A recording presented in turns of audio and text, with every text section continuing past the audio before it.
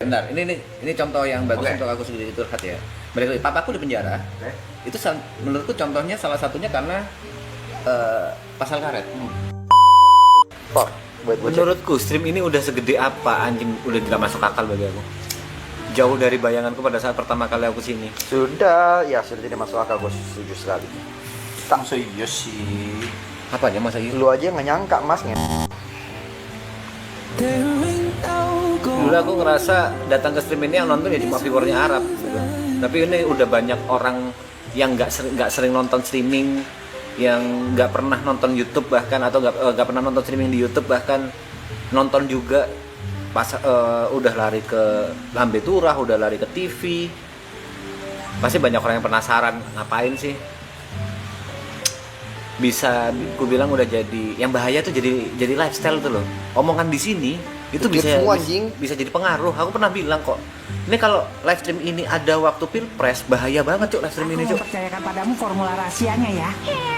Tetap fokus. Kalau gua spill, gua kena UIT nggak? Wah, jujur kurang tahu. Nah, aku tahu jawabannya. Selama kau tidak menunjukkan bukti chat dan lain-lain yang bersifat privasi, enggak. Kenapa? Event itu nyebut nama. Event itu nyebut nama bisa jadi jatuhnya pencemaran baik, tapi bisa kalau memang mau disidang nih, mau disidang pencemaran nama baik ya adu di sidang. Kalau memang terbukti memang dia melakukan, ya nggak pencemaran nama baik. Misal, let's say, dia spill nama lengkap, deng gitu. Itu bisa disidang, bisa UIT. Misalnya, ini Thierryson balikin utangku, aku ngepost gitu. Thierryson balikin duitku. Kau udah utang segini nggak dibayar gitu. UITE enggak, karena di UITE itu nggak ada hal privasi yang disebutkan di sana. Tapi bisa dituntut Pencemaran nama baik, jadinya bukan UITE. Pencemaran nama baik. Beda case ya. Nah, pencemaran nama baik ini kalau memang terbukti kau punya utang, ya enggak, itu nggak pencemaran nama baik. Pencemaran nama baik itu posisinya adalah kalau lu bohong. Tauku sih kayak gitu.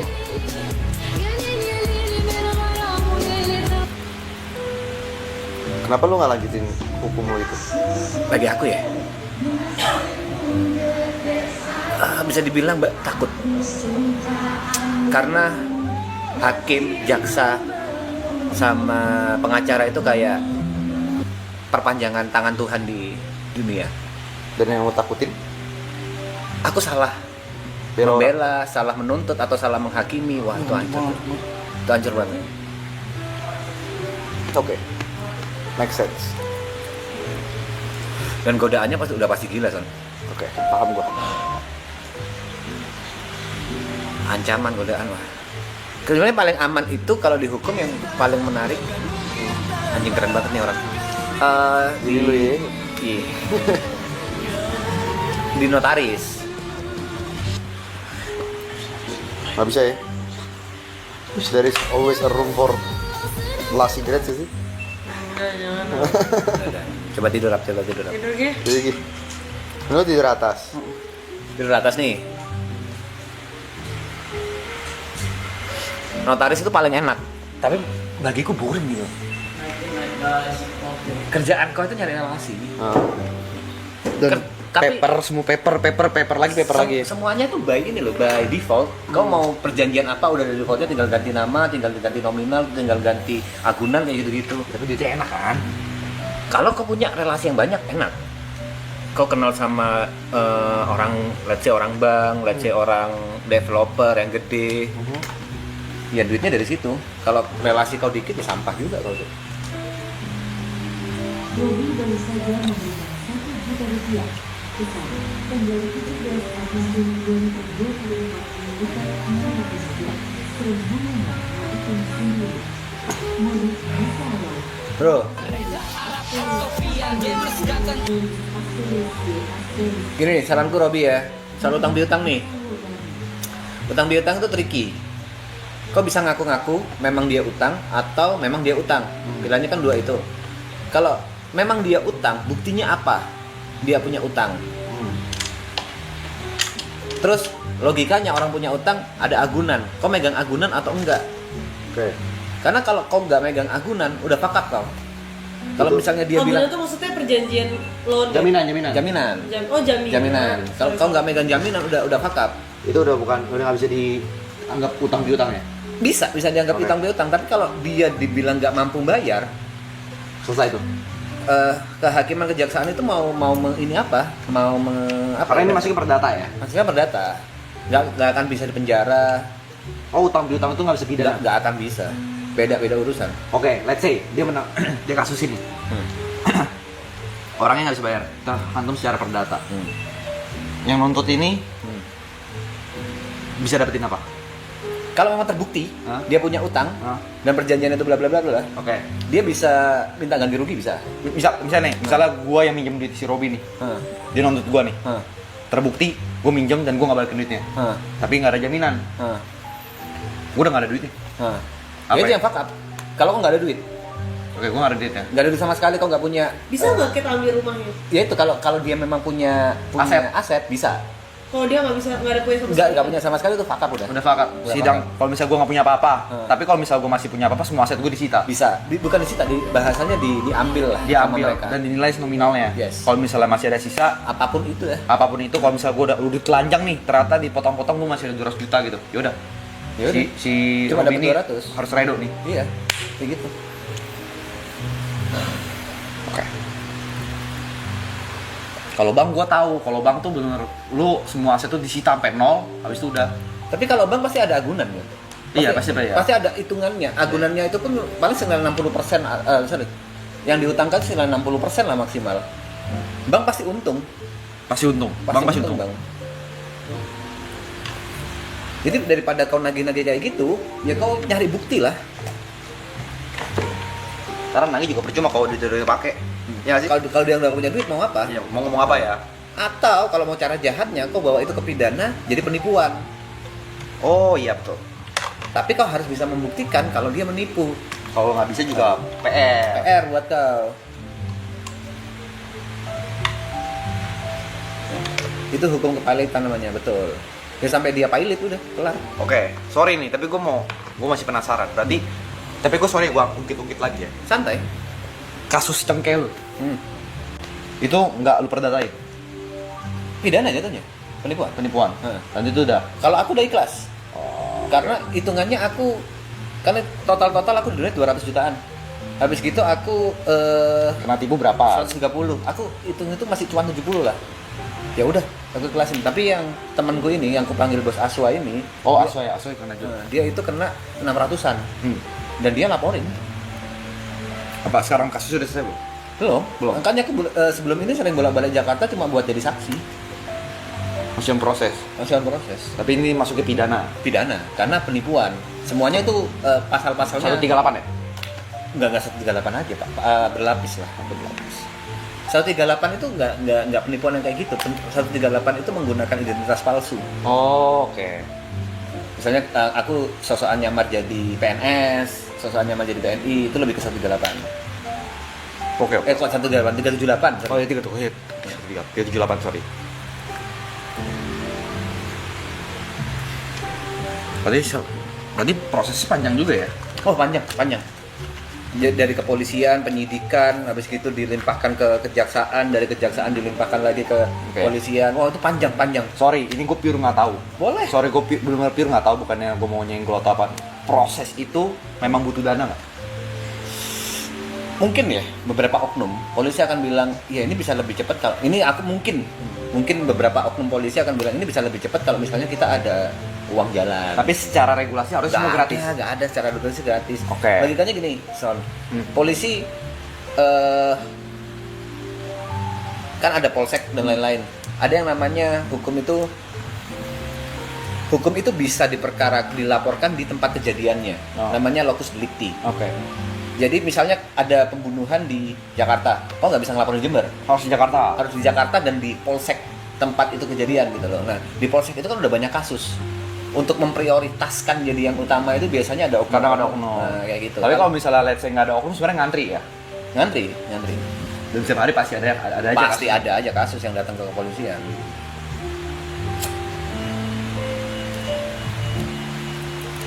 Kenapa aku sering ke Jakarta? Karena bahasanya locus delictinya waktu itu di BSD. Jadi aku sering ke polsek apa ya waktu itu. Berarti secara praktek yang kalau orang-orang umum ngomong kayak kalau lu misalnya kerugian 100 juta, redoin aja, kalau laporin juga bayarnya bakal bisa lebih nih, Bayarnya lebih itu karena prosesnya yang lama. oknum ini ya. Bukan oknumnya aja. Kau misalnya kayak aku nih, Oh, jalan harus ke Jakarta bolak-balik, bolak-balik. Habis gitu untuk bayar pengacaranya, pengacara kan nggak murah. Kayak gitu-gitu. Oh, pengacara, oke. Oke, kalau gue nonton di film-film nih, Boleh. kalau gue nonton di film-film, pengacara kalau lu nggak bisa hire sendiri, kayak gue kan nontonnya film-film misal barat ya, pemerintah nyediain tuh. Di Indo ada Memang juga. Ada juga. Ada juga kayak gitu. Jadi pemerintah akan ada pengacara yang memang pemerintah menyediakan untuk orang-orang yang tidak mau membayar. Walaupun tanpa pengacara pun bahasanya pasti akan dialihkan ke sana atau disarankan untuk kayak gini-gini tuh ada, bisa. Tapi dengan adanya pengacara kan kebanyakan orang Indo buta hukum. Dia lebih apa ya, tek oh, kamu harus gini, kamu harus menyiapkan BAP-nya, buktinya seperti ini lebih teratur aja. Oke. Lembaga bantuan hukum jatuhnya. Oh, LBH, oke, yang gue pernah dengar LBH. Oke, terus sorry, kalau yang kemarin kasusnya kayak berarti sampai sekarang nggak selesai kan? Itu kejadian tahun berapa? Kejadian tahun aku after tahun 2022 22, 23? kayaknya. 22 kayaknya. Apakah memang prosesnya rata-rata selama ini 2-3 tahun lebih Oh, atau enggak, memang karena, special case? Karena gini, waktu itu aku sama Bos Aswan tuh masih punya prasangka baik.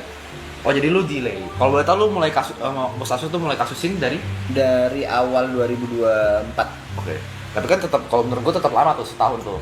Apakah memang wajar butuh penyidikan selama itu atau gimana? Jadi yang bikin lama itu karena aku saksi nggak bisa datang cepat. Misalnya aku diundang bulan ini, aku belum tentu bisa datang karena aku harus nyari biaya dan lain-lain. Begitu juga pelaku, dia juga diundang si pelaku itu juga diundang supaya konfirmasi kayak gini-gini. Dan dia itu juga delay gitu. Yang bikin lama itunya salah satunya. Tapi bener gak kalau misalnya lagi kasus gini, kita tuh nggak boleh share gitu dalam persidangan tuh hasilnya apa gitu, kalau masih dalam proses sidang. Misalnya let's say kayak lu mau cerita nih, misalnya bos Asu nih, gue mau cerita ke misalnya bos Asu YouTuber gitu, gue mau cerita sidang gue tuh sampai mana, gitu udah nyampe mana. Semua boleh cerita kecuali pengadilan anak. Oke. Pengadilan anak itu nggak boleh. Kalau pengadilan yang udah umum kayak gitu bebas cerita. Bahkan sampai detail sidangnya gue boleh tahu. Boleh cerita. Boleh. Oh, Karena pengadilan itu bersifat saya ada beberapa kasus juga yang di televisikan yes, kan. Tapi kalau berarti- pengadilan anak benar-benar nggak boleh. Kalau Anak di bawah umur. ini enggak ya? Nih, Gue tahu anak Ika aja. Anak di bawah Mereka umur itu mungkin. nggak boleh. Enggak, sampai umur aku cuma ngerti aja, ya aku sarjana hukum cuma ngerti itu aja. karena kan gue ya syukur gue belum pernah berurusan sama hukum ya. Baik itu gue dituntut atau nuntut orang tuh nggak pernah gitu. Jadi gue benar-benar kayak amit-amit one day gue harus berurusan dengan hukum tuh gue benar-benar buta total gitu. Startnya dari apa? Bahkan gue kayak BAP aja nih, BAP gue nggak tahu tuh BAP apa. Gue yang gue tahu ya kan kayak di interview gitu ya. Iya, ditulis ya kejadiannya apa? Gini, BAP itu yang bikin polisi. Iya. Berita acara perkara polisi. Kita di interview kan? Di interview kejadiannya kapan, gimana bla bla blanya, buktinya apa. Kau akan memberikan itu semua, data-data itu semua ke polisi. Nanti yang bikin polisi. Kau cukup pasarnya cukup curhat lah, kayak gitu. Dan polisi juga nggak akan makan mentah-mentah, akan ada cross check, kayak gitu. Lah bukannya pernah, kagak pernah. Apa tuh? Enggak, orang-orang tuh ngira itu gue pernah di penjara. Nggak pernah. Sampai dia BAP pun nggak pernah. Nah, kalau memang polisi ngerasa, oh gini udah bener nih, maksudnya kan dia akan nyari pasalnya dan unsur pasal itu terpenuhi. Jadi setiap gini, let's say pasal 378 ya, coba aku cari ya.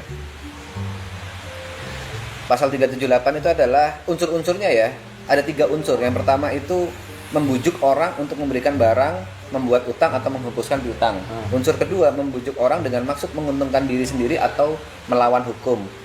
Secara melawan hukum. Yang ketiga, membujuk orang dengan menggunakan nama palsu, keadaan palsu, akal cerdik, atau karangan perkataan bohong. Kalau salah satu unsur ini nggak kepenuhi, 378 nggak bisa kepake. Misalnya, dia kan ada salah satu unsur adalah menguntungkan diri sendiri.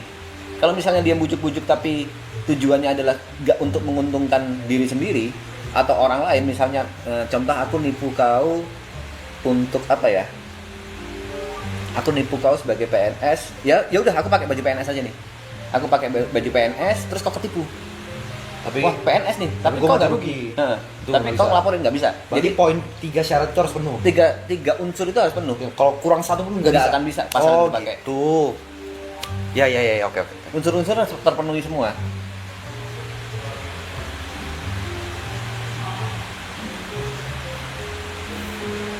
Nah itu polisi pasti akan melihat apakah unsur-unsurnya terpenuhi di pasal-pasal ini. Begitu dia penuhin, dia akan masukkan ke kejaksaan.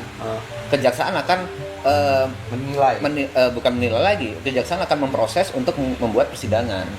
Kayak ada panggilan-panggilan. Yes, seperti itu. Oke. Nah, gue ada pertanyaan lagi nih. Kalau orang pernah masuk penjara dan dia udah bebas gitu, apakah semua orang tuh bisa ngelihat track recordnya? Kalau dia tuh, oh ini orang pernah di penjara gitu, mantan. Apakah dibuka secara umum maksudmu Iya, kayak gitu? Ada ada satu website bisa ngecek deh, misal gue cek George Sandika gitu, oh mantan napi atau tidak gitu. Setauku nggak ada sih di Indonesia. Berarti itu secara private gitu. Secara pribadi aja. Secara pribadi aja. Secara pribadi aja. Setauku sih nggak ada. Setauku ya. Nggak tahu kalau misalnya sekarang udah ada webnya yang kayak gitu kan. Tapi setauku tuh nggak ada. Oh udah bisa. Oh nggak tahu nih. Benar-benar nggak tahu. Oh sekarang udah bisa. Oke. Oh. Kalau SKCK pun itu bisa bersih kan. SKCK itu kan balik lagi private, bukan yang ini. Oke. Setauku sih. Oh udah bisa ya sekarang ya. Udah nggak jauh. Oh udah ada di MK. Oh iya betul. Oh, udah di sekarang. web Mahkamah Konstitusi udah ada. Oke. Nah, aku pertanyaan lagi nih. Ini gue juga udah penasaran. Apa definisi pasal karet?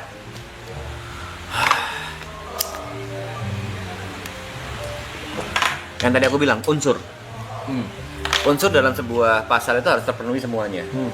Jadi pasal karet itu kayak kok permainan kata-kata aja. Contoh pasal karet ya. Iya. Nih gue nanya, gue bener-bener buta tuh soal hukum. Keuangan bisa gue jawab, hukum nyerah gue. nyerah gue.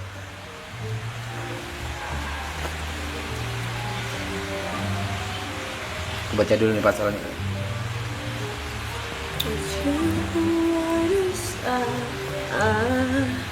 Kalau gue nggak buta hukum, tidak mungkin kemarin gue blunder itu dulu. Gue nggak buta hukum gue. Excuse me, I'm sorry. Harus ada contohnya nih. Saya pamit undur diri. Lagi nyari nggak? Gue penasaran aja, karena kan kebetulan kan ada memang yang belajar tentang hukum kan. Tuh, penasaran. Biar nggak bego-bego banget soal hukum lah. Gue tuh baru tahu perdata dan pidana tuh berbeda tuh tahun lalu anjing. Bangsat. Sumpah anjing. Gue kira tuh semua hal di dunia itu bisa dipenjarain, ternyata tidak. Nggak bisa. Utang piutang nggak bisa. Apapun ceritanya nggak akan bisa. Mentok memiskinkan.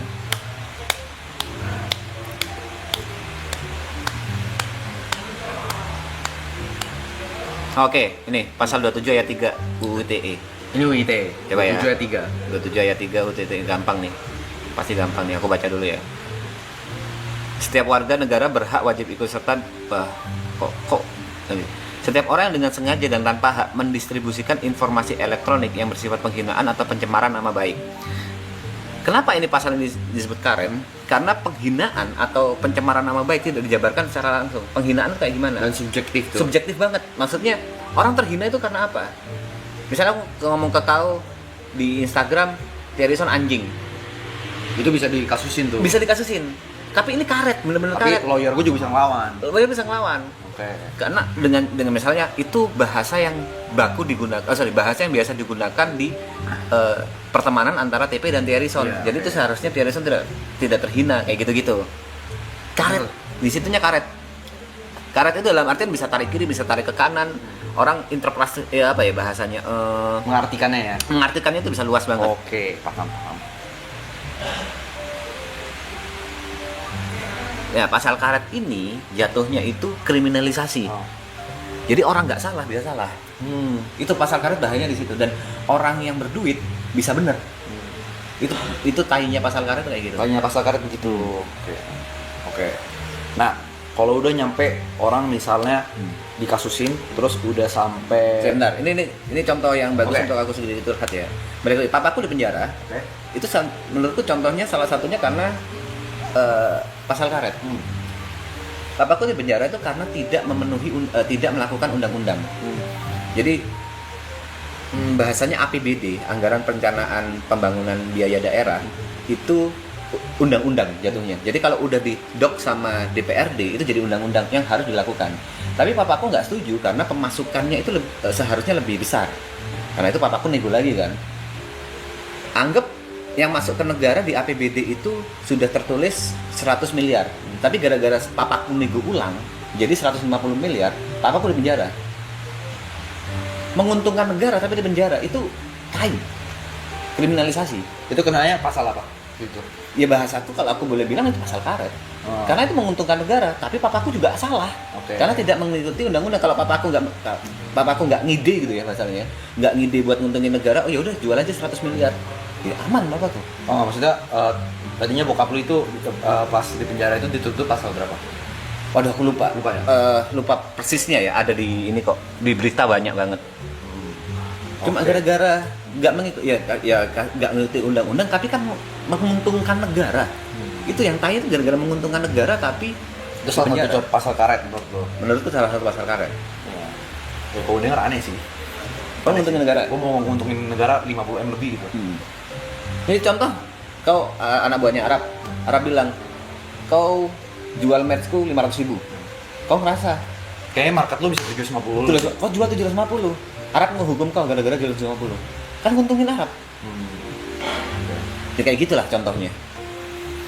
Oke, menarik. Oke, menarik. Oke. Ada lagi nih. Oke. Kita ngomongin soal hukuman penjara ya. Pidana nih berarti. Kan pidana tuh kalau yang gua tahu dalam beberapa Bentar, untungin 50M tapi kantongin berapa? Bro, itu uang langsung masuk ke rekening APBD. Langsung masuk rekening. Nggak lewat papaku dulu. Iya kalau atau apa. ya kalau beda cerita masuk ke rekening bokap lu dulu ya itu Iya, nggak itu salah dihukum gitu loh. Iya, nggak salah dihukum. Aku nggak akan membela segitunya. Dan ini kan langsung masuknya rekening APBD kan. Langsung salah satu yang bikin aku hancur banget waktu itu karena keuanganku tuh sampai aku sewa pengacara yang top banget di Indonesia. Itu aku habis-habisan di situ. Begitu aku sampaikan berkasnya, dia akan bilang, dia langsung bilang gini, ini dilihat dari sudut pandang manapun nggak salah. Kok bisa dipidana? Dia bilang kayak gitu. Top pengacara nomor 1 di Indonesia bilang kayak gitu. Oke. Soal hukuman penjara ya. Kan kalau kan ada tuh beberapa semua pasal ya. Ada kayak minimal berapa tahun dan maksimal berapa. Oke. Apa yang menentukan misalnya gue kena kasus penipuan misalnya. Let's say gue nggak tahu kasus penipuan, let's say 1 tahun lah minimal, maksimal 20 tahun. Oke. Gimana hakim tuh bisa nentuin, oh lu 7 tahun deh, Oke. lu 3 tahun deh, lu minimal atau lu maksimal deh. Banyak unsur. Pertama kerugian. Kerugian. Habis gitu kalau kita ngomong penipuan ya, kerugian, alasan, kejadian, bisa aja kau juga ada salahnya. Kayak gitu-gitu banyak banget unsur seberapa seberapa besar orang dirugikan, seberapa besar kesalahan kau pribadi, seberapa besar penipuannya. Itu semua diperhitungkan. Unsur gua mengaku salah itu termasuk ke itu nggak?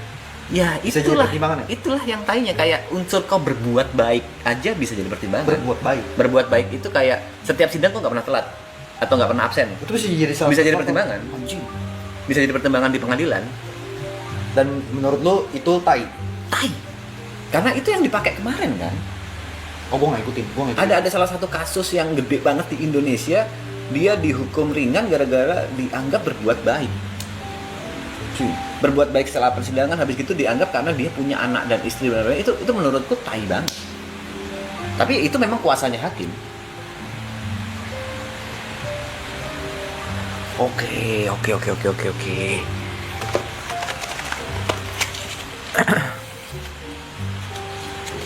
Oh, itu yang viral di internet yang sopan. Ya. Itu salah satunya gara-gara itu. Iya. Tapi itu kuasa hakim ya. Oke. Itu kuasa hakim yang memang kita negara hukum. Kuasa hakim ya. Yang kita nggak bisa ngapa-ngapain udah. Bahkan presidennya nggak bisa nyentuh kan? Nggak bisa. Karena kan emang Nggak bisa. kan. Trias politika. Iya. konstitusinya beda kan. nggak bisa. Presiden nggak bisa intervensi. Jadi mau di kita sana. mau ngeluh presiden kayak gimana pun, presiden nggak bisa nggak bisa, bertahan. nggak bisa. Tapi presiden mungkin bisa kasarannya menghakimi hakimnya, mungkin bisa. Tapi untuk kasus intervensi Nggak bisa. Tapi kalau misalnya kayak hakim terduga apa ya? Bisa.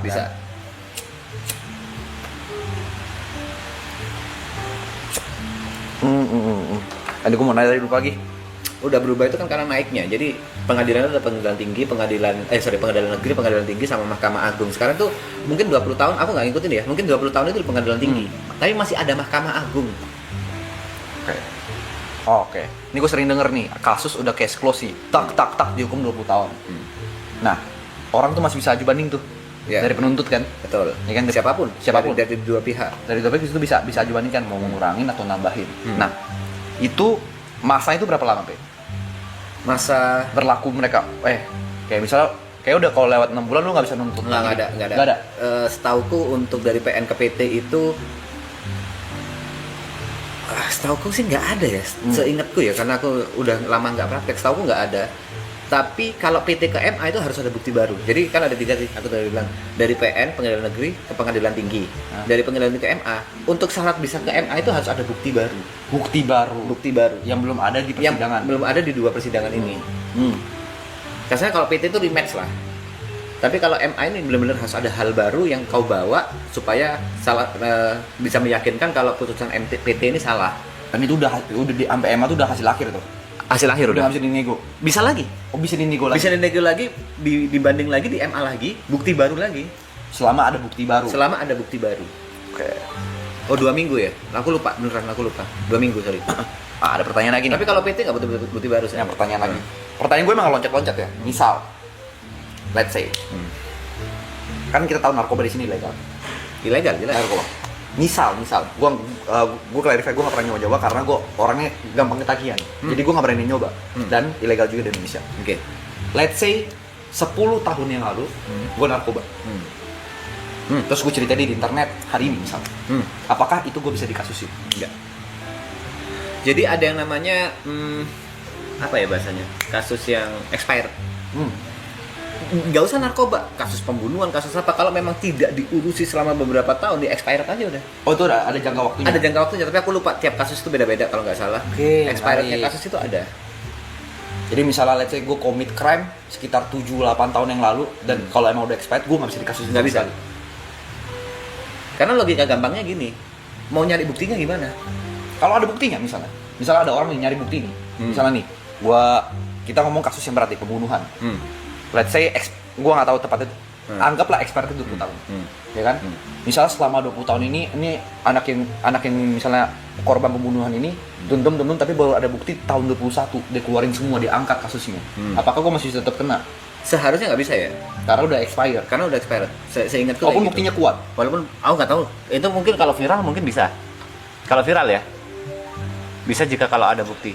Seingatku sih nggak bisa, Kak. Expirednya tiap kasus beda-beda.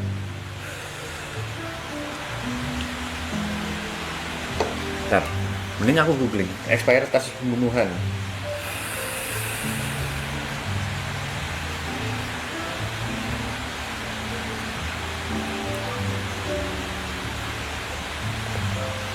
Oh, tidak memiliki kasus kadaluarsa kalau expired, kalau sama pembunuhan. Oh, pembunuhan enggak ya? Nggak ada.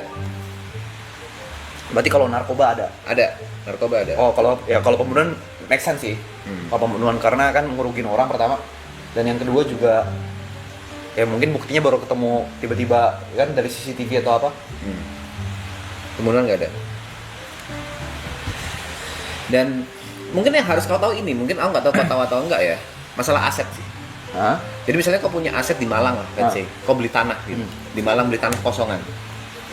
Kalau misalnya kau nggak ngurus tanah itu selama kalau nggak salah 10 tahun atau 20 tahun kalau nggak salah, dan itu tempatnya sama orang, tanah itu bisa direbut sama orang. Bisa. Bisa. Walaupun gue punya sertifikat itu semua. Bisa.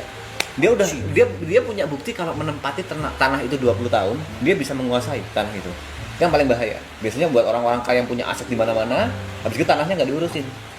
Karena taunya invest. Tanahnya invest gitu kan. Dan itu masuknya perdata. Maksudnya perdata.